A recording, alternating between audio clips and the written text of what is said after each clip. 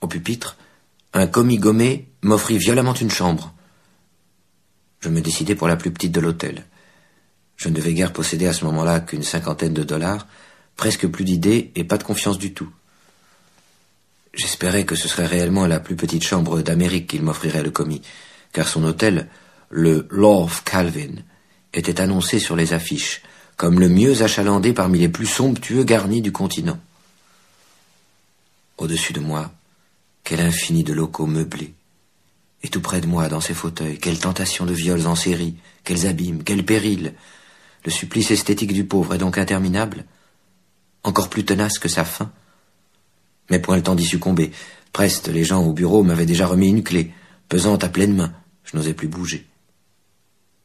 Un garçonnet déluré, vêtu en sorte de très jeune général de brigade, surgit de l'ombre devant mes yeux. Impératif commandant. L'employé lisse du bureau frappa 3 coups sur son timbre métallique, et mon garçonnet se mit à siffler. On m'expédiait. C'était le départ. Nous filâmes.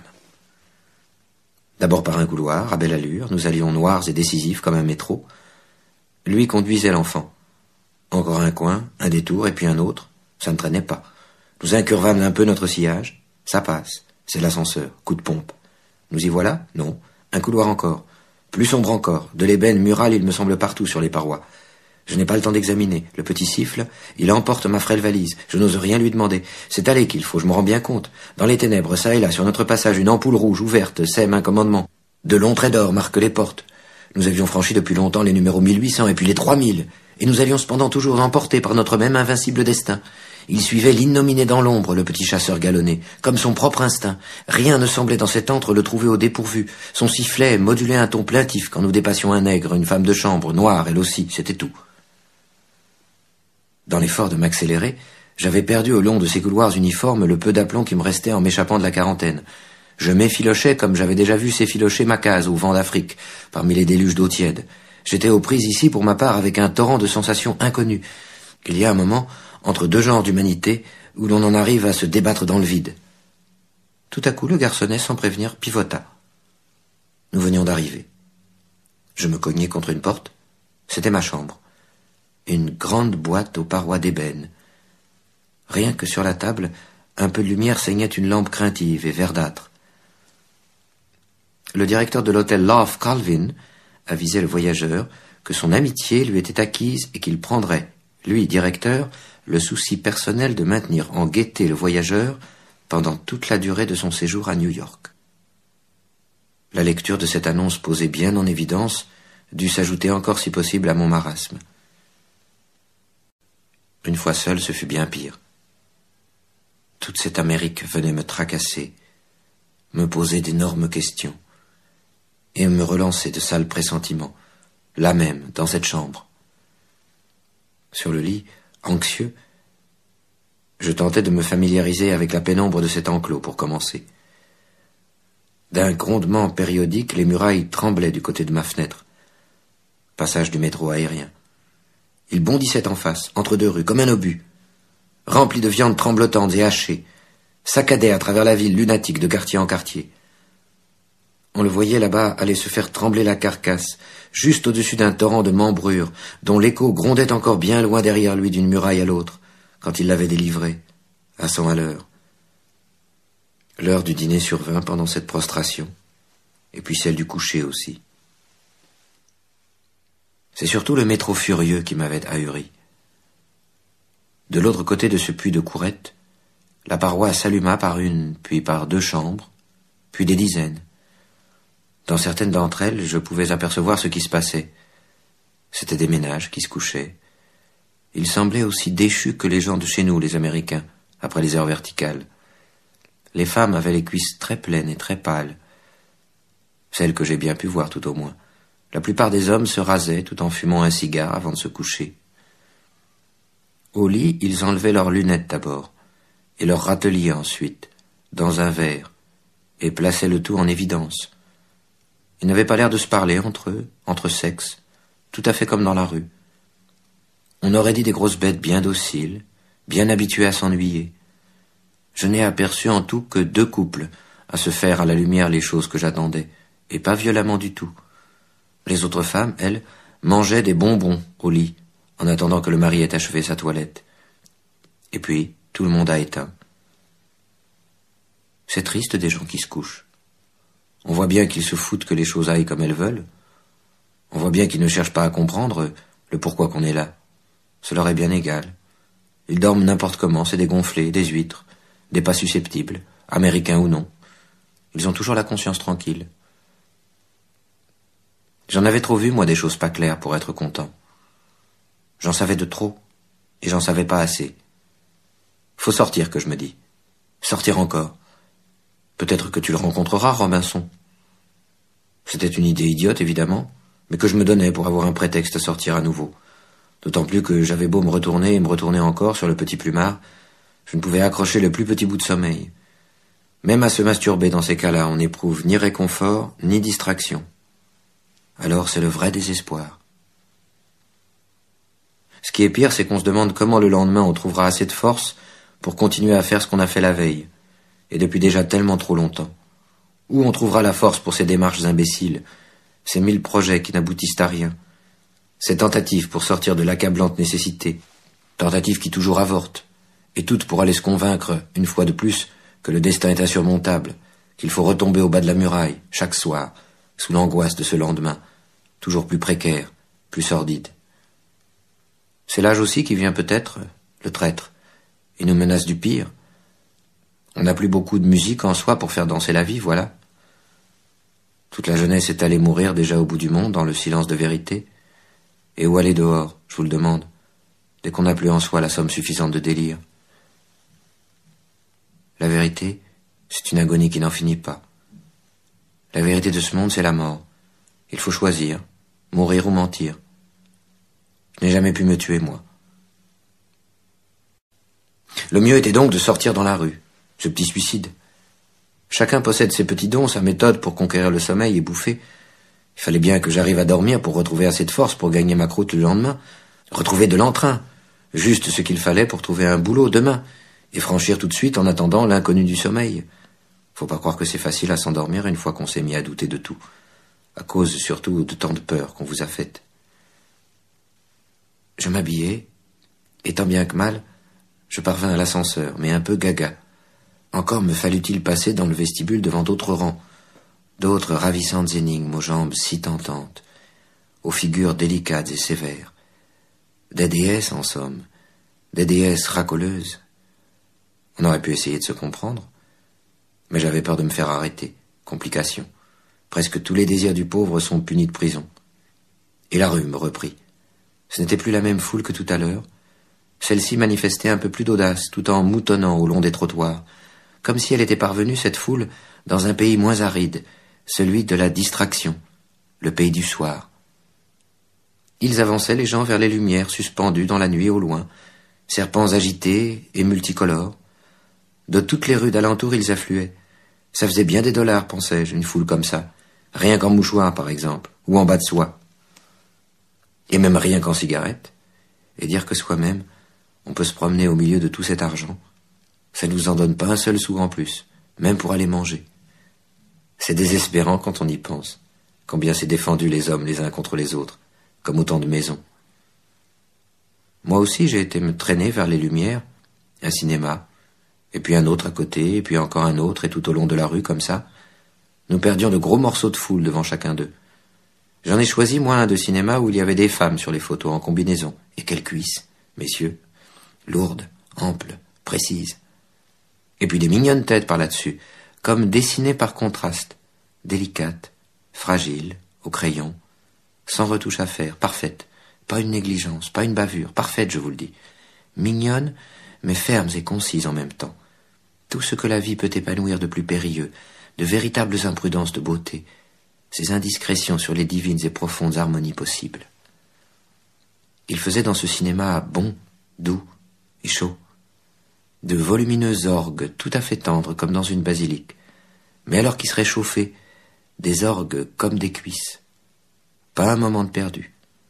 On plonge en plein dans le pardon tiède. On n'aurait eu qu'à se laisser aller pour penser que le monde, peut-être, venait enfin de se convertir à l'indulgence. On y était soi, presque déjà. Alors les rêves montent dans la nuit pour aller s'embraser au mirage de la lumière qui bouge. Ce n'est pas tout à fait vivant ce qui se passe sur les écrans. Il reste dedans une grande place trouble pour les pauvres, pour les rêves et pour les morts. Il faut se dépêcher de s'en gaver de rêves pour traverser la vie qui vous attend dehors, sortie du cinéma, durer quelques jours de plus à travers cette atrocité des choses et des hommes. On choisit parmi les rêves ce qui vous réchauffe le mieux l'âme. Pour moi, c'était, je l'avoue, les cochons. Faut pas être fier, on emporte d'un miracle ce qu'on peut en retenir. Une blonde qui possédait des nichons et une nuque inoubliable a cru bon de venir rompre le silence de l'écran par une chanson où il était question de sa solitude. On en aurait pleuré avec elle. C'est ça qui est bon. Quel entrain ça vous donne?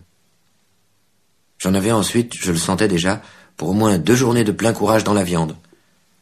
Je n'attendis même point qu'on ait rallumé dans la salle. J'étais prêt à toutes les résolutions du sommeil, maintenant que j'avais absorbé un peu de cet admirable délire d'âme. De retour au Love Calvin, malgré que je l'eusse salué, le portier négligea de me souhaiter le bonsoir, comme ceux de chez nous. Mais je me foutais à présent de son mépris au portier. Une forte vie intérieure se suffit à elle-même, et ferait fondre 20 années de banquise. C'est ainsi. Dans ma chambre, à peine avais-je fermé les yeux, que la blonde du cinéma venait me rechanter encore, et tout de suite, pour moi seul alors, toute sa mélodie de sa détresse. Je l'aidais, pour ainsi dire, à m'endormir, et j'y parvins assez bien. Je n'étais plus tout à fait seul. Il est impossible de dormir seul.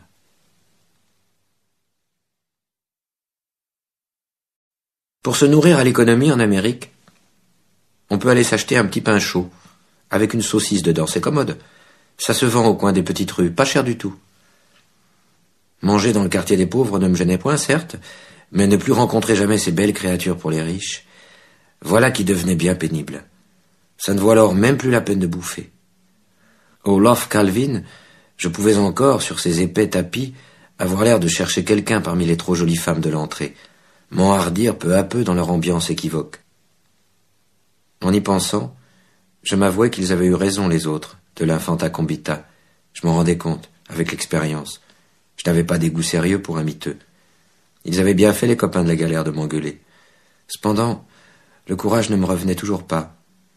J'allais bien reprendre des doses et des doses encore de cinéma, par-ci, par-là, mais c'était tout juste assez pour rattraper ce qu'il me fallait d'entrain pour une promenade ou deux, rien de plus.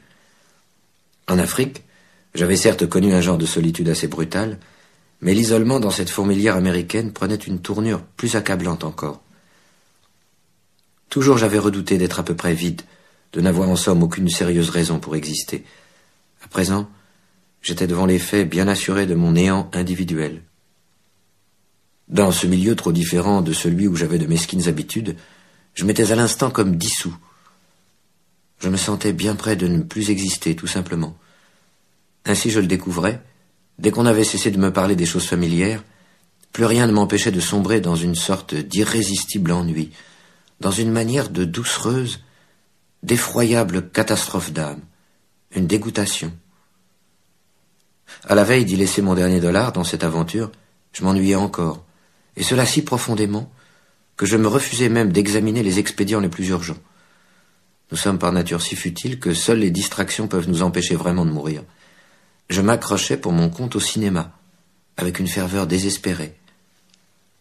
En sortant des ténèbres délirantes de mon hôtel, je tentais encore quelques excursions parmi les hautes rues d'alentour. Carnaval insipide de maisons en vertige. Ma lassitude s'aggravait devant ces étendues de façades, cette monotonie gonflée de pavés, de briques et de travées à l'infini, et de commerce encore, ce chancre du monde, éclatant en réclames prometteuses et pustulantes, 100 000 mensonges radoteux. Du côté du fleuve, j'ai parcouru d'autres ruelles, et des ruelles encore, dont les dimensions devenaient assez ordinaires, c'est-à-dire qu'on aurait pu, par exemple, du trottoir où j'étais, casser tous les carreaux d'un même immeuble en face. Les relents d'une continuelle friture possédaient ces quartiers. Les magasins ne faisaient plus d'étalage à cause des vols. Tout me rappelait les environs de mon hôpital à Villejuif. Même les petits enfants à gros genoux cagneux tout le long des trottoirs, et aussi les orgues foraines. Je serais bien resté là avec eux, mais ils ne m'auraient pas nourri non plus, les pauvres. Et je les aurais tous vus, toujours, et leur trop de misère me faisait peur. Aussi finalement je retournai vers la haute cité. Salaud, que je me disais alors, en vérité tu n'as pas de vertu. Il faut se résigner à se connaître chaque jour un peu mieux, du moment où le courage vous manque d'en finir avec vos propres pleurnicheries une fois pour toutes. Un tramway longeait le bord de l'Hudson, allant vers le centre de la ville, un vieux véhicule qui tremblait de toutes ses roues et de sa carcasse craintive. Il mettait une bonne heure pour accomplir son trajet. Ses voyageurs se soumettaient sans impatience à un rite compliqué de paiement par une sorte de moulin à café à monnaie placé tout à l'entrée du wagon. Le contrôleur les regardait s'exécuter, vêtus comme l'un des nôtres, en uniforme de milicien balkanique prisonnier. Enfin on arrivait, vanné. Je repassais au retour de ces excursions populistes devant l'inépuisable et double rangée des beautés de mon vestibule tantalien, et je repassais encore, et toujours songeur et désireux. Ma disette était telle que je n'osais plus fouiller dans mes poches pour me rendre compte. Pourvu que Lola n'ait point choisi de s'absenter en ce moment, pensais-je. Et puis d'abord, voudrait-elle me recevoir? Irais-je la taper de 50 ou bien de $100 pour commencer? J'hésitais. Je sentais que je n'aurais tous les courages qu'ayant mangé et bien dormi, une bonne fois. Et puis, si je réussissais dans cette première entreprise de tapage, je me mettrais d'emblée à la recherche de Robinson, c'est-à-dire dès le moment où j'aurais repris assez de force. Il n'était pas un type dans mon genre, lui, Robinson. C'était un résolu, lui, au moins, un brave. Ah! Il devait en connaître déjà des trucs et des machins sur l'Amérique. Il possédait peut-être un moyen pour acquérir cette certitude, cette tranquillité qui me faisait à moi tellement défaut. Si c'est avec une galère aussi, lui, qu'il avait débarqué, comme je l'imaginais, et piétiné ce rivage bien avant moi, sûrement qu'à l'heure qu'il était, il l'avait faite, lui, sa situation américaine. L'impassible agitation de ses hurluberlus ne devait pas le gêner, lui. Moi aussi, peut-être, en réfléchissant bien, j'aurais pu rechercher un emploi dans un de ces bureaux dont je lisais les pancartes éclatantes du dehors. Mais à la pensée d'avoir à pénétrer dans une de ces maisons, je m'effarais et m'effondrais de timidité. Mon hôtel me suffisait. Tombe gigantesque et odieusement animée. Peut-être qu'aux habitués, ça ne leur faisait pas du tout le même effet qu'à moi, ces entassements de matière et d'alvéoles commerciales, ces organisations de membrures à l'infini. Pour eux, c'était la sécurité, peut-être, tout ce déluge en suspens, tandis que pour moi, ce n'était rien qu'un abominable système de contraintes, en briques, en couloirs, en verrous, en guichets, une torture architecturale gigantesque, inexpiable. Philosopher n'est qu'une autre façon d'avoir peur, et ne porte guère qu'au lâche simulacre. N'ayant plus que $3 en poche, j'allais les regarder frétiller au creux de ma main mes dollars à la lueur des annonces de Times Square, cette petite place étonnante où la publicité gicle par-dessus la foule occupée à se choisir un cinéma. Je me cherchais un restaurant bien économique et j'abordais à l'un de ces réfectoires publics rationalisés, où le service est réduit au minimum et le rite alimentaire simplifié à l'exacte mesure du besoin naturel.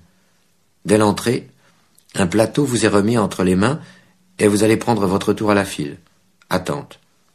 Voisine, de fort agréable candidate au dîner, comme moi, ne me disait mi. Ça doit faire un drôle d'effet, pensais-je, quand on peut se permettre d'aborder ainsi une de ces demoiselles au nez précis et coquet. Mademoiselle, lui dirait-on, je suis riche, bien riche. Dites-moi ce qui vous ferait plaisir d'accepter. Alors tout devient simple à l'instant, divinement, sans doute. Tout ce qui était si compliqué un moment auparavant, tout se transforme, et le monde formidablement hostile s'en vient à l'instant rouler à vos pieds en boule sournoise, docile et veloutée. On la perd alors peut-être du même coup, l'habitude épuisante de rêvasser aux êtres réussis, aux fortunes heureuses, puisqu'on peut toucher avec ses doigts à tout cela. La vie des gens sans moyens n'est qu'un long refus dans un long délire, et on ne connaît vraiment bien, on ne se délivre aussi que de ce qu'on possède. J'en avais pour mon compte, à force d'en prendre et d'en laisser des rêves, la conscience en courant d'air, toute fissurée de 1000 lézardes et détraquée de façon répugnante. En attendant, je n'osais entamer avec ces jeunesses du restaurant la plus anodine conversation. Je tenais mon plateau bien sagement, silencieux. Quand ce fut à mon tour de passer devant les creux de faïence, remplis de boudins et de haricots, je pris tout ce qu'on me donnait. Ce réfectoire était si net, si bien éclairé, qu'on se sentait comme porté à la surface de sa mosaïque, telle qu'une mouche sur du lait. Des serveuses, genre infirmières, se tenaient derrière les nouilles, le riz, la compote, à chacune sa spécialité. Je me suis rempli de ce que distribuaient les plus gentilles. À mon regret, elles ne dressaient pas de sourire aux clients. Dès que servi, il fallait aller s'asseoir en douce et laisser la place à un autre. On marche à petits pas avec son plateau en équilibre, comme à travers une salle d'opération. Ça me changeait d'avec mon Love Calvin et de ma chambrette ébène lisérée d'or. Mais si on nous arrosait ainsi, clients de tant de lumière profuse, si on nous extirpait pendant un moment de la nuit habituelle à notre condition, cela faisait partie d'un plan. Il avait son idée, le propriétaire. Je me méfiais. Ça vous fait un drôle d'effet après tant de jours d'ombre, d'être baigné d'un seul coup dans des torrents d'allumage. Moi, ça me procurait une sorte de petit délire supplémentaire. Il ne m'en fallait pas beaucoup, c'est vrai. Sous la petite table qui m'était échue, en lave immaculée, je n'arrivais pas à cacher mes pieds. Ils me débordaient de partout. J'aurais bien voulu qu'ils fussent ailleurs, mes pieds, pour le moment, parce que de l'autre côté de la devanture, nous étions observés par les gens en file que nous venions de quitter dans la rue. Ils attendaient que nous eussions fini, nous, de bouffer, pour venir s'attabler à leur tour. C'est même à cet effet, pour les tenir en appétit, que nous nous trouvions si bien éclairés et mis en valeur, à titre de publicité vivante. Mes fraises sur mon gâteau étaient accaparées par tant d'étincelants reflets que je ne pouvais me résoudre à les avaler. On n'échappe pas au commerce américain. À travers les éblouissements de ces brasiers et cette contrainte, j'apercevais malgré tout les allées et venues dans nos environs immédiats d'une très gentille serveuse, et je décidai de ne pas perdre un seul de ces jolis gestes. Quand vint mon tour d'avoir mon couvert échangé par ses soins, je pris bonne note de la forme imprévue de ses yeux, dont l'angle externe était bien plus aigu, ascendant, que de ceux des femmes de chez nous. Les paupières ondulaient aussi très légèrement vers le sourcil, du côté des tempes. De la cruauté, en somme, mais juste ce qu'il faut. Une cruauté qu'on peut embrasser, insidieuse amertume comme celle des vins du Rhin, agréable malgré soi. Quand elle fut à ma proximité, je me mis à lui faire des petits signes d'intelligence, si je puis dire, à la serveuse, comme si je la reconnaissais. Elle m'examina sans aucune complaisance, comme une bête, mais curieusement tout de même. Voici bien, me disais-je, la première américaine qui se trouve forcée de me regarder. Ayant achevé la tarte lumineuse, il a bien fallu laisser ma place à quelqu'un d'autre. Alors un petit tuban, au lieu de suivre le chemin bien net qui menait vers la sortie, tout droit, j'ai pris de l'audace, et laissant de côté l'homme à la caisse qui nous attendait tous avec notre pognon, je me suis dirigé vers elle, la blonde, me détachant tout à fait insolite, parmi les flots de la lumière disciplinée. Les 25 serveuses à leur poste derrière les choses mijotantes me firent signe toutes en même temps que je me trompais de chemin, que je m'égarais. Je perçus un grand remous de forme dans la vitrine des gens en attente, et ceux qui devaient se mettre à bouffer derrière moi en hésitèrent à s'asseoir. Je venais de rompre l'ordre des choses. Tout le monde autour s'étonnait hautement. C'est encore un étranger, au moins, ils disaient. Mais j'avais mon idée, qui valait ce qu'elle valait. Je ne voulais plus lâcher la belle de mon service. Elle m'avait regardé, la mignonne. Tant pis pour elle. J'en avais assez d'être seul. Plus de rêve, de la sympathie, du contact. Mademoiselle, vous me connaissez fort peu, mais moi déjà je vous aime. Voulez-vous que nous nous marions? C'est de cette manière que je l'interpellai. La plus honnête. Sa réponse ne me parvint jamais, car un géant de garde, tout vêtu de blanc lui aussi, survint à ce moment précis, et me poussa dehors, justement, simplement, sans injure, ni brutalité, dans la nuit, comme un chien qui vient de s'oublier. Tout cela se déroulait régulièrement, je n'avais rien à dire. Je remontai vers le Love Calvin.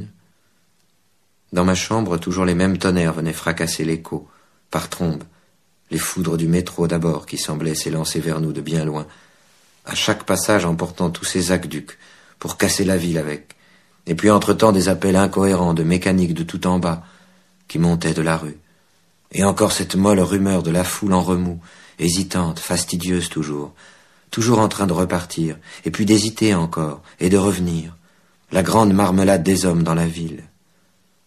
D'où j'étais là-haut, on pouvait bien crier sur eux tout ce qu'on voulait. J'ai essayé. Ils me dégoûtaient tous. J'avais pas le culot de leur dire pendant le jour, quand j'étais en face d'eux, mais d'où j'étais je ne risquais rien, je leur ai crié « Au secours! Au secours !»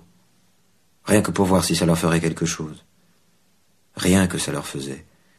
Ils poussaient la vie et la nuit et le jour devant eux, les hommes. Elle leur cache tout, la vie, aux hommes. Dans le bruit d'eux-mêmes, ils n'entendent rien. Ils s'en foutent.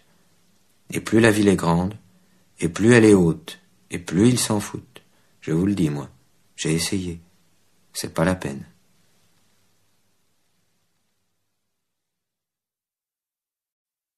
Ce fut bien uniquement pour des raisons d'argent, mais combien urgentes et impérieuses, que je me mis à la recherche de Lola. Sauf cette nécessité piteuse, comme je l'aurais bien laissé vieillir et disparaître, sans jamais la revoir, ma petite garce d'amie. Somme toute, à mon égard, et cela ne semblait plus douteux, en y réfléchissant, elle s'était comportée de la façon la plus salement désinvolte. L'égoïsme des êtres qui furent mêlés à notre vie, quand on pense à eux, vieillis, se démontre indéniable, tel qu'il fut, c'est-à-dire, en acier, en platine, et bien plus durable encore que le temps lui-même. Pendant la jeunesse, les plus arides indifférences, les plus cyniques mufleries, on arrive à leur trouver des excuses de lubie passionnelle, et puis je ne sais quel signe d'un inexpert romantisme. Mais plus tard, quand la vie vous a bien montré tout ce qu'elle peut exiger de cautèle, de cruauté, de malice pour être seulement entretenue tant bien que mal à 37 degrés, on se rend compte, on est fixé, bien placé, pour comprendre toutes les saloperies que contient un passé. Il suffit en tout et pour tout de se contempler scrupuleusement soi-même et ce qu'on est devenu en fait d'immondice. Plus de mystère, plus de niaiserie, on a bouffé toute sa poésie, puisqu'on a vécu jusque-là. Des haricots, la vie. Ma petite mufle d'amis, j'ai fini par la découvrir, avec bien du mal, au 23e étage d'une 77e rue. C'est inouï ce que les gens auxquels on s'apprête à demander un service peuvent vous dégoûter. C'était cossu chez elle, et bien dans la note que je l'avais imaginée. Me trouvant imbibé préalablement de larges doses de cinéma, je me trouvais mentalement à peu près dispo, émergeant du marasme dans lequel je me débattais depuis mon débarquement à New York, et le premier contact fut moins désagréable que je l'avais prévu. Elle ne sembla même point éprouver de vive surprise à me revoir, Lola, seulement un peu de désagrément en me reconnaissant. J'essayai, en manière de préambule, d'ébaucher une sorte de conversation anodine, à l'aide des sujets de notre passé commun, et cela bien entendu en termes aussi prudents que possible, mentionnant entre autres, mais sans insister, la guerre en tant qu'épisode. Ici je commis une lourde gaffe. Elle ne voulait plus en entendre parler du tout de la guerre, pas du tout. Ça la vieillissait. Vexée, du tac au tac, elle me confia qu'elle ne m'aurait point reconnu, moi, dans la rue, tellement que l'âge m'avait déjà ridé, gonflé, caricaturé. Nous en étions à ses courtoisies. Si la petite salope s'imaginait m'atteindre par de semblables turlutaines, je ne daignais même point relever ses lâches impertinences. Son mobilier ne se parait d'aucune grâce imprévue, mais il était guilleret tout de même, supportable, du moins me parut-il ainsi au sortir de mon Lord Calvin. La méthode, les détails d'une fortune rapide vous donnent toujours une impression de magie. Depuis l'ascension de Musine et de Madame Hérotte, je savais que le cul est la petite mine d'or du pauvre. Ces brusques mues féminines m'enchantaient, et j'aurais donné par exemple mon dernier dollar à la concierge de Lola, rien que pour la faire bavarder. Mais il n'existait pas de concierge dans sa maison. La ville entière manquait de concierge. Une ville sans concierge, ça n'a pas d'histoire, pas de goût, c'est insipide, telle une soupe sans poivre ni sel, une ratatouille informe. Oh, savoureuse raclure, détritus, bavure à suinter de l'alcôve, de la cuisine, des mansardes, à dégouliner en cascade par chez la concierge, en plein dans la vie, quel savoureux enfer. Certaines concierges de chez nous succombent à leur tâche, on les voit laconiques, toussant, délectables, éberluées. C'est qu'elles sont abruties de vérité, ces martyrs, consumées par elles. Contre l'abomination d'être pauvre, il faut, avouons-le, c'est un devoir, tout essayer, se saouler avec n'importe quoi, du vin, du pas cher, de la masturbation, du cinéma. On ne saurait être difficile, particulier, comme on dit en Amérique. Nos concierges à nous fournissent bon an, mal an, convenons-en, à ceux qui savent la prendre et la réchauffer, bien près du cœur, de la haine à tout faire et pour rien, assez pour faire sauter un monde. À New York, on se trouve atrocement dépourvu de ce piment vital, bien mesquin et vivant, irréfutable, sans lequel l'esprit étouffe et se condamne à ne plus médire que vaguement, et bafouiller de pâles calomnies. Rien qui morde, vulnère, insiste, tracasse, obsède, sans concierge, et vienne ajouter certainement à la haine universelle, l'allume de ces 1000 détails indéniables. Désarroi d'autant plus sensible que Lola, surprise dans son milieu, me faisait éprouver justement un nouveau dégoût. J'avais toute envie de vomir sur la vulgarité de son succès, de son orgueil, uniquement trivial et repoussant, mais avec quoi? Par l'effet d'une contagion instantanée, le souvenir de Musine me devint au même instant tout aussi hostile et répugnant. Une haine vivace naquit en moi pour ces deux femmes. Elle dure encore. Elle s'est incorporée à ma raison d'être. Il m'a manqué toute une documentation pour me délivrer à temps et finalement de toute indulgence présente et à venir pour Lola. On ne refait pas sa vie. Le courage ne consiste pas à pardonner. On pardonne toujours bien de trop. Et cela ne sert à rien. La preuve est faite. C'est après tous les êtres humains, au dernier rang, qu'on a mis la bonne. C'est pas pour rien. Ne l'oublions jamais. Il faudra endormir pour de vrai un soir les gens heureux, pendant qu'ils dormiront, je vous le dis, et en finir avec eux, et avec leur bonheur, une fois pour toutes. Le lendemain, on n'en parlera plus de leur bonheur, et on sera devenu libre d'être malheureux tant qu'on voudra, en même temps que la bonne. Mais que je raconte. Elle allait et venait donc à travers la pièce, Lola, un peu déshabillée, et son corps me paraissait tout de même encore bien désirable. Un corps luxueux, c'est toujours un viol possible, une effraction précieuse, directe, intime dans le vif de la richesse, du luxe, et sans reprise à craindre. Peut-être n'attendait-elle que mon geste pour me congédier. Enfin, ce fut surtout cette sacrée fringale qui m'inspira de la prudence. Bouffée d'abord. Et puis elle n'en finissait pas de me raconter les futilités de son existence. Il faudrait fermer le monde décidément pendant 2 ou 3 générations au moins, s'il n'y avait plus de mensonges à raconter. On n'aurait plus rien à se dire, ou presque. Elle en vint à me questionner sur ce que je pensais de son Amérique. Je lui confiai que j'en étais arrivé à ce point de débilité et d'angoisse, où presque n'importe qui et n'importe quoi vous devient redoutable. Et quant à son pays, il m'épouvantait tout bonnement plus que tout l'ensemble de menaces directes, occultes et imprévisibles que j'y trouvais, surtout par l'énorme indifférence à mon égard, qui le résumait, à mon sens.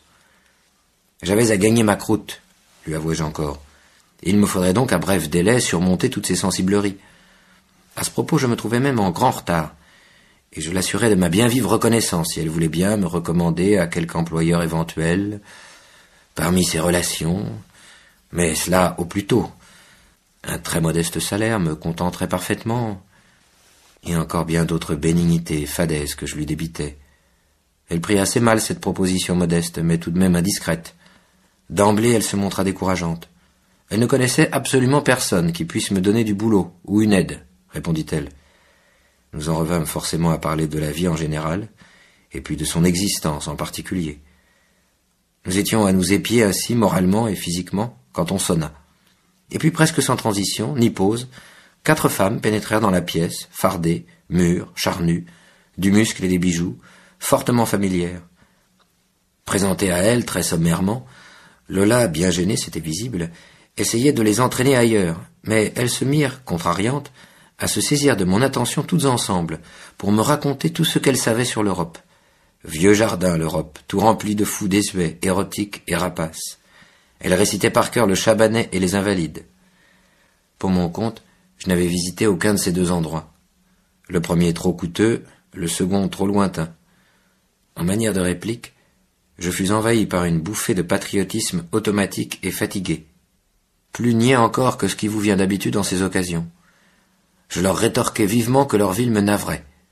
Une espèce de foi ratée, leur dis-je, écœurante, et qu'on s'entêterait à faire réussir quand même. Tout en pérorant ainsi dans l'artifice et le convenu, je ne pouvais m'empêcher de percevoir plus nettement encore d'autres raisons que le paludisme, à la dépression physique et morale dont je me sentais accablé. Il s'agissait au surplus d'un changement d'habitude. Il fallait que j'apprenne une fois encore à reconnaître de nouveaux visages dans un nouveau milieu, d'autres façons de parler et de mentir. La paresse, c'est presque aussi fort que la vie. La banalité de la farce nouvelle qu'il faut jouer vous écrase, et il vous faut somme toute encore plus de lâcheté que de courage pour recommencer. C'est cela l'exil, l'étranger, cette inexorable observation de l'existence telle qu'elle est vraiment pendant ces quelques heures lucides, exceptionnelles dans la trame du temps humain, où les habitudes du pays précédent vous abandonnent, sans que les autres, les nouvelles, vous aient encore suffisamment abrutis. Tout dans ces moments vient s'ajouter à votre immonde détresse pour vous forcer, débile, à discerner les choses, les gens et l'avenir tels qu'ils sont, c'est-à-dire des squelettes, rien que des riens, qu'il faudra cependant aimer, chérir, défendre, animer comme s'ils existaient. Un autre pays, d'autres gens autour de soi, agités d'une façon un peu bizarre, quelques petites vanités en moins, dissipées, quelque orgueil qui ne trouve plus sa raison, son mensonge, son écho familier, et il n'en faut pas davantage. La tête vous tourne, et le doute vous attire, et l'infini s'ouvre rien que pour vous, un ridicule petit infini, et vous tombez dedans. Le voyage, c'est la recherche de ce rien du tout, de ce petit vertige pour couillon. Elle rigolait bien les 4 visiteuses de Lola, à m'entendre ainsi me confesser à grands éclats, et faire mon petit Jean-Jacques devant elle. Elles me traitèrent d'un tas de noms que je compris à peine, à cause des déformations américaines, de leur parler onctueux et indécent. Des chattes pathétiques. Quand le nègre domestique entra pour servir le thé, nous fîmes silence. L'une de ces visiteuses devait posséder cependant plus de discernement que les autres, car elle annonça très haut que je tremblais de fièvre, et que je devais souffrir aussi d'une soif pas ordinaire. Ce qu'on servit en fait de collation me plut tout à fait, malgré ma tremblote. Ces sandwichs me sauvèrent la vie, je peux le dire. Une conversation sur les mérites comparatifs des maisons closes parisiennes s'ensuivit, sans que je prisse la peine de m'y joindre. Ces belles coûtèrent encore à bien des liqueurs compliquées, et puis, devenues tout à fait chaudes et confidentes sous leur influence, elles s'empourprèrent à propos de mariage. Bien que très pris par la boustifaille, je ne pouvais m'empêcher de noter au passage qu'il s'agissait de mariages très spéciaux. Ce devait être même d'union entre très jeunes sujets, entre enfants sur lesquels elles touchaient des commissions. Lola perçut que ces propos me rendaient fort attentif et curieux. Elle me dévisageait assez durement. Elle ne buvait plus. Les hommes qu'elle connaissait ici, Lola, les Américains, ne pêchaient pas eux comme moi par curiosité, jamais. Je demeurais avec quelque peine à la limite de sa surveillance. J'avais envie de poser à ces femmes 1000 questions. Enfin, les invités finirent par nous quitter, mouvantes lourdement, exaltées par l'alcool et sexuellement ravigotées. Elles s'émoustillaient tout en pérorant d'un érotisme curieusement élégant et cynique. Je pressentais là quelque chose d'élisabétain, dont j'aurais bien voulu moi aussi ressentir les vibrations, certainement très précieuses et très concentrées au bout de mon organe. Mais cette communion biologique, décisive au cours d'un voyage, ce message vital, je ne fis que le pressentir, à grand regret d'ailleurs et tristesse accrue. Incurable mélancolie. Lola se montra, dès qu'elles eurent franchi la porte, les amis, franchement excédée. Cet intermède lui avait tout à fait déplu. Je ne soufflai mot. « Quelle sorcière !» jura-t-elle quelques minutes plus tard. « D'où les connaissez-vous » lui demandai-je. « Ce sont des amis de toujours. » Elle n'était pas disposée à plus de confidence pour l'instant. D'après leur façon assez arrogante à son égard, il m'avait semblé que ces femmes possédaient dans un certain milieu le pas sur Lola, et même une autorité assez grande, incontestable. Je ne devais jamais en connaître davantage. Lola parlait de se rendre en ville, mais elle m'offrit de rester là encore à l'attendre chez elle, tout en mangeant un peu si j'avais encore faim. Ayant quitté le Love Colvin sans régler ma note, et sans intention d'y retourner non plus, et pour cause, je fus bien content de l'autorisation qu'elle m'accordait. Quelques moments de chaleur encore avant d'aller affronter la rue, et quel heureux mes aïeux. Dès que je fus seul, je me dirigeai par un couloir vers l'endroit d'où j'avais vu émerger le nègre de son service. À mi-chemin de l'office, nous nous rencontrâmes, et je lui serrai la main. Confiant, il me conduisit à sa cuisine, bel endroit, bien ordonné, beaucoup plus logique et pimpant que n'était le salon. Tout de suite, il se mit à cracher devant moi sur le magnifique carrelage, et à cracher comme seuls savent cracher les nègres, loin, copieusement, parfaitement. J'ai craché aussi, moi, par courtoisie, mais comme j'ai pu. Du coup, nous entrâmes dans les confidences. Lola, appris-je de lui, possédait un canot-salon sur la rivière, 2 autos sur la route, une cave, et dedans des liqueurs de tous les pays du monde. Elle recevait des catalogues des grands magasins de Paris, et voilà. Il se mit à me répéter sans fin ces mêmes sommaires renseignements. Je cessai de l'écouter. En somnolant à ses côtés, les temps passés me revinrent en mémoire. Ces temps où Lola m'avait quitté dans Paris de la guerre, cette chasse, traque, embusque, verbeuse, menteuse, cauteleuse, musine, les Argentins, leurs bateaux remplis de viande. Topeau, les cohortes détripées de la place Clichy, Robinson, les vagues, la mer, la misère, la cuisine si blanche à Lola, son nègre, et rien du tout, et moi là-dedans, comme un autre. Tout pouvait continuer. La guerre avait brûlé les uns, réchauffé les autres, comme le feu torture ou conforte, selon qu'on est placé dedans ou devant. Faut se débrouiller, voilà tout.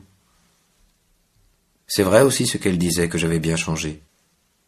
L'existence, ça vous tord et ça vous écrase la face. À elle aussi, ça lui avait écrasé la face, mais moins, bien moins. Les pauvres sont fadés, la misère est géante, elle se sert pour essuyer les ordures du monde de votre figure comme d'une toile à laver, il en reste.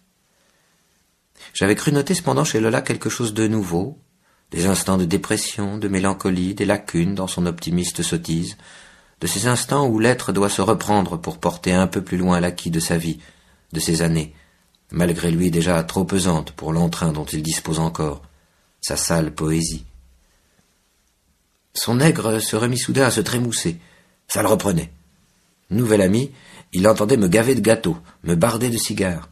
D'un tiroir, pour finir, avec d'infinies précautions, il extirpa une masse ronde et plombée. « La bombe !» m'annonça-t-il furieusement. Je reculai. « Liberta ! Liberta !» vociférait-il jovialement. Il remit le tout en place et cracha superbement à nouveau. Quel émoi! Il exultait. Son rire me saisit aussi, cette colique des sensations. Un geste de plus ou de moins que je me disais, ça n'a guère d'importance. Quand Lola revint enfin de ses courses, elle nous retrouva ensemble au salon, en pleine fumée et rigolade. Elle fit mine de ne s'apercevoir de rien. Le nègre décampa prestement. Moi, elle me ramena dans sa chambre. Je la retrouvai triste, pâle et tremblotante. D'où pouvait-elle revenir? Il commençait à se faire très tard. C'était l'heure où les Américains sont désemparés parce que la vie ne vibre plus autour d'eux qu'au ralenti. Au garage, une auto sur deux. C'est le moment des demi-confidences. Mais il faut se dépêcher d'en profiter. Elle m'y préparait en m'interrogeant. Mais le ton qu'elle choisit pour me poser certaines questions sur l'existence que je menais en Europe m'agaça énormément.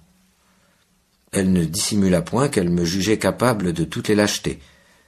Cette hypothèse ne me vexait pas, elle me gênait seulement. Elle pressentait bien que j'étais venu la voir pour lui demander de l'argent, et ce fait à lui seul créait entre nous une animosité bien naturelle. Tous ces sentiments frôlent le meurtre. Nous demeurions parmi les banalités, et je faisais l'impossible pour qu'une engueulade définitive ne survînt entre nous. Elle s'enquit, entre autres choses, du détail de mes frasques génitales, si je n'avais pas abandonné, quelque part au cours de mes vagabondages, un petit enfant qu'elle puisse, elle, adopter. Une drôle d'idée qui lui était venue. C'était sa marotte, l'adoption d'un enfant. Elle pensait assez simplement qu'un raté dans mon genre devait avoir fait souche clandestine, un peu sous tous les cieux. Elle était riche, me confia-t-elle, et dépérissait de ne pouvoir se dévouer à un petit enfant. Tous les ouvrages de puériculture, elle les avait lus, et surtout ceux qui l'irisent à empamer les maternités. Ces livres qui vous libèrent, si vous les assimilez entièrement, de l'envie de copuler, à jamais. À chaque vertu sa littérature immonde. Puisqu'elle avait envie de se sacrifier exclusivement à un petit être, je jouais donc de malchance, moi. Je n'avais à lui offrir que mon gros être, qu'elle trouvait absolument dégoûtant. Il n'existe en somme que les misères bien présentées pour faire recette, celles qui sont bien préparées par l'imagination. Notre entretien languit. « Tenez, Ferdinand, me proposa-t-elle finalement, c'est assez discouru. Je vous emmène de l'autre côté de New York, pour rendre visite à mon petit protégé. Je m'en occupe avec assez de plaisir, mais sa mère m'embête. » C'était une drôle d'heure. En route, dans l'auto, nous parlâmes de son nègre catastrophique. « Vous a-t-il montré ces bombes ?» demanda-t-elle. Je lui avouai qu'il m'avait soumis à cette épreuve. « Il n'est pas dangereux, vous savez, Ferdinand, ce maniaque. Il charge ses bombes avec mes vieilles factures. Autrefois, à Chicago, il a eu son temps. Il faisait partie alors d'une société secrète très redoutable pour l'émancipation des Noirs. C'était à ce qu'on m'a raconté des gens affreux. La bande fut dissoute par les autorités, mais il a gardé ce goût des bombes, mon nègre. Jamais il ne met de poudre dedans. L'esprit lui suffit. Au fond, ce n'est qu'un artiste. Il n'en finira jamais de faire la révolution. Mais je le garde. c'est un excellent domestique, et à tout prendre, il est peut-être plus honnête que les autres qui ne font pas la révolution. » Et elle revint à sa manie d'adoption. « C'est malheureux tout de même que vous n'ayez pas une fille quelque part, Ferdinand. Un genre rêvasseur comme le vôtre, ça irait très bien à une femme, tandis que pour un homme, ça ne fait pas bien du tout. » La pluie en cinglant refermait la nuit sur notre voiture qui glissait sur la longue bande de ciment lisse. Tout m'était hostile et froid, même sa main, que je tenais pourtant bien close dans la mienne. Nous étions séparés partout. Nous arrivâmes devant une maison très différente par l'aspect de celle que nous venions de quitter. Dans un appartement d'un premier étage, un petit garçon de 10 ans à peu près, à côté de sa mère, nous attendait. L'ameublement de ces pièces prétendait au Louis XV.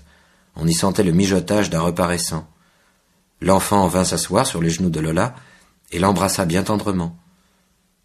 La mère me parut tout à fait caressante aussi avec Lola, et je m'arrangeai, pendant que Lola s'expliquait avec le petit, pour faire passer la mère dans la pièce voisine.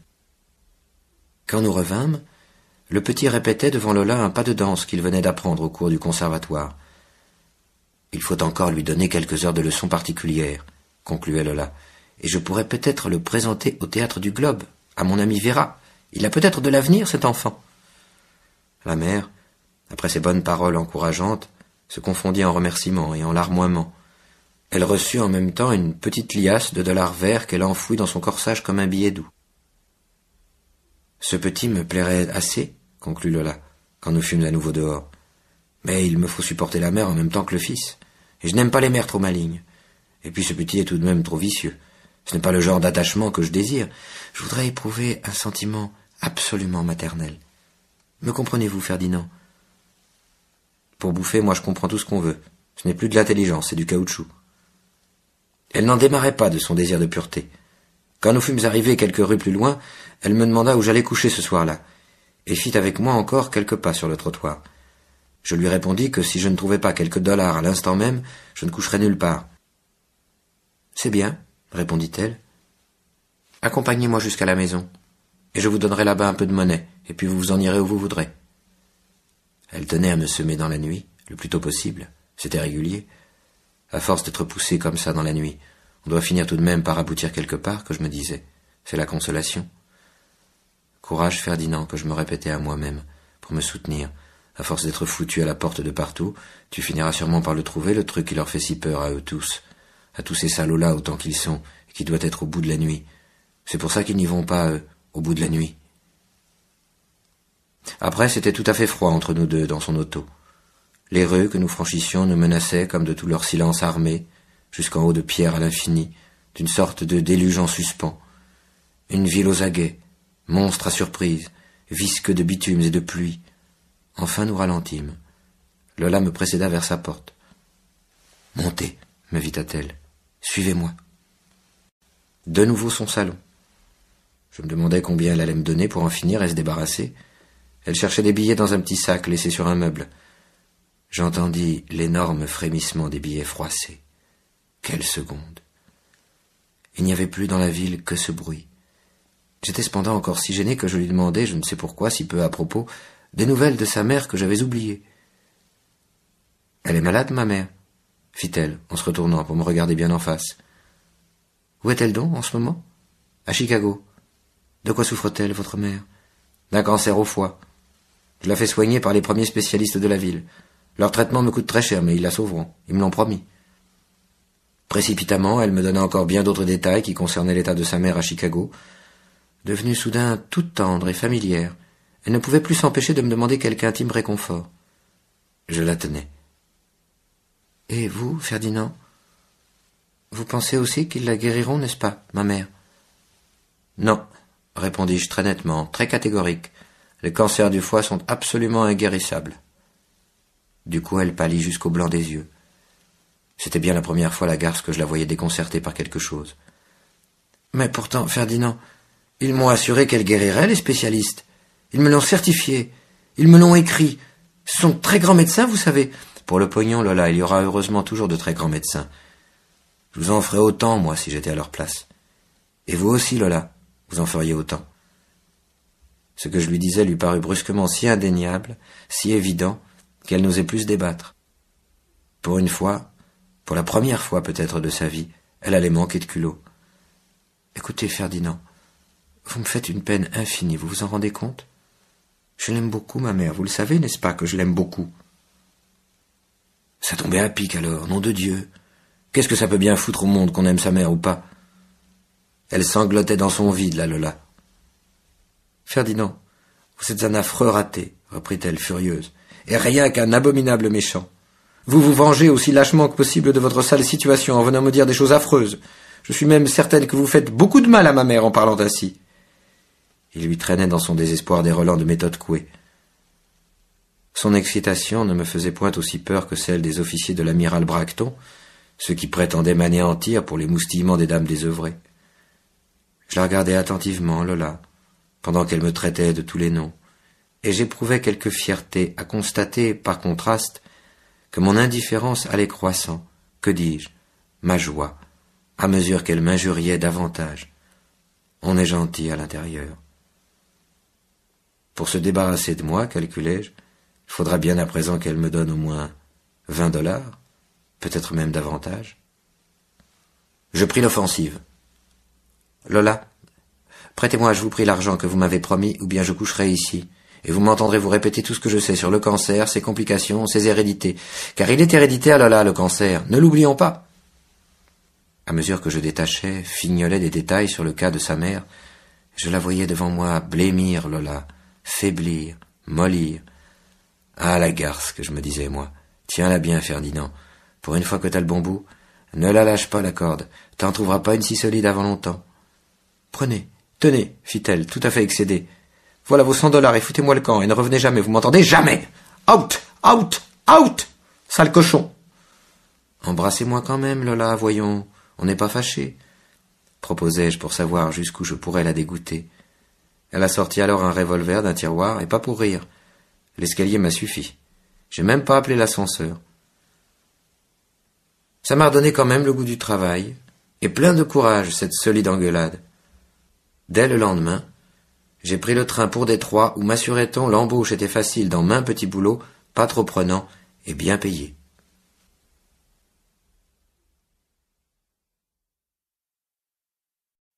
Ils m'ont parlé, les passants, comme le sergent m'avait parlé dans la forêt. « Voilà, qu'ils m'ont dit. Vous pouvez pas vous tromper, c'est juste en face de vous. » Et j'ai vu en effet les grands bâtiments trapus et vitrés, des sortes de cages à mouches sans fin, dans lesquelles on discernait des hommes à remuer, mais remuer à peine, comme s'ils ne se débattaient plus que faiblement contre je ne sais quoi d'impossible. C'était ça, Ford? Et puis tout autour et au-dessus, jusqu'au ciel, un bruit lourd et multiple et sourd, de torrents d'appareils durs, l'entêtement des mécaniques à tourner, rouler, gémir, toujours prêts à casser et ne cassant jamais. C'est donc ici que je me suis dit, c'est pas excitant. C'était même pire que tout le reste. Je me suis approché de plus près, jusqu'à la porte où c'était écrit sur une ardoise qu'on demandait du monde. J'étais pas le seul à attendre. Un de ceux qui patientaient là m'a appris qu'il y était lui depuis 2 jours, et au même endroit encore.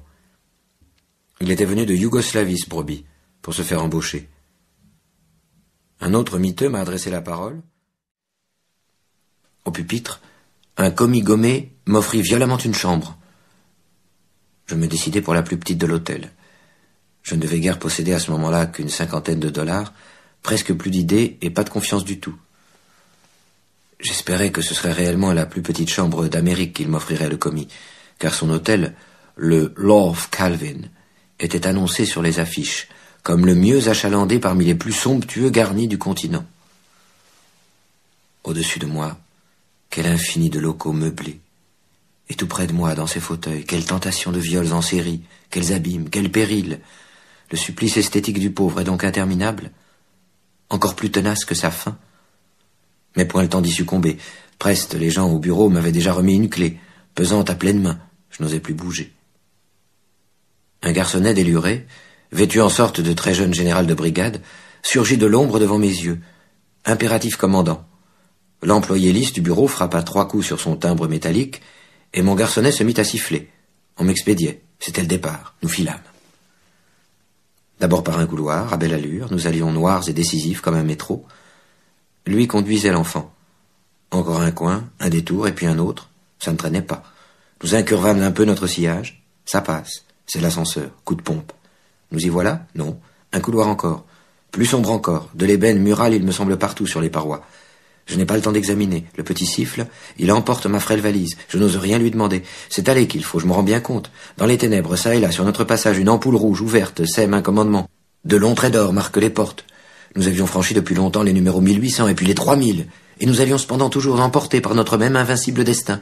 Il suivait l'innominé dans l'ombre, le petit chasseur galonné, comme son propre instinct. Rien ne semblait dans cet antre le trouver au dépourvu. Son sifflet modulait un ton plaintif quand nous dépassions un nègre, une femme de chambre, noire elle aussi, c'était tout. Dans l'effort de m'accélérer, j'avais perdu au long de ces couloirs uniformes le peu d'aplomb qui me restait en m'échappant de la quarantaine. Je m'effilochais comme j'avais déjà vu s'effilocher Macase au vent d'Afrique, parmi les déluges d'eau tiède. J'étais aux prises ici, pour ma part, avec un torrent de sensations inconnues. Il y a un moment, entre deux genres d'humanité, où l'on en arrive à se débattre dans le vide. Tout à coup, le garçonnet, sans prévenir, pivota. Nous venions d'arriver. Je me cognai contre une porte. C'était ma chambre. Une grande boîte aux parois d'ébène. Rien que sur la table, un peu de lumière saignait une lampe craintive et verdâtre. Le directeur de l'hôtel Love Calvin